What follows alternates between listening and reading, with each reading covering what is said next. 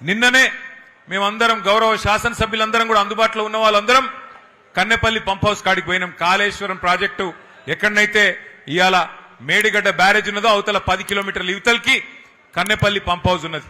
ఆడపోయి చూసినాం. దేశమంతా రాష్ట్రమంతానేమో వర్షాలు లేవు.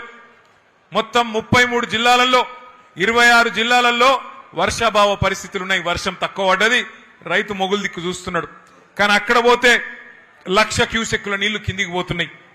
ఎందుకంటే KCR sir project Kaleshwaram project ఎక్కడ కట్టిండంటే మొత్తం ఎక్కడన్నా సరే కరువు ఉన్నా వర్షం లేకపోయినా గోదావరిలో ఏ పాయింట్లనైతే నీళ్లుంటాయో అగో పాయింట్ దేవులాడి లెంకులాడి అక్కడ ప్రాజెక్టు కట్టిండు. నిన్న అక్కడ పోయి చూస్తే 1,00,000 క్యూసెక్కుల నీళ్లు కిందికి సముద్రంలకు ఉత్తగానే పోతా ఉన్నాయి. అందుకే నిన్న పోయి అక్కడ విజ్ఞప్తి చేసినాం రాష్ట్ర ప్రభుత్వానికి.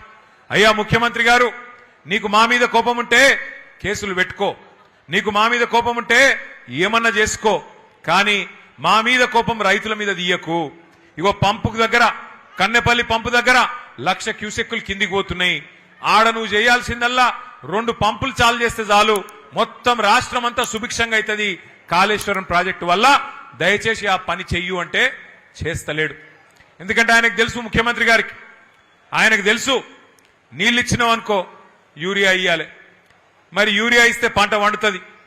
పంట వండితే మరి మళ్ళీ పంటలు కొనాలి. పంట కొంటే మద్దతు ధర ఇయ్యాలి.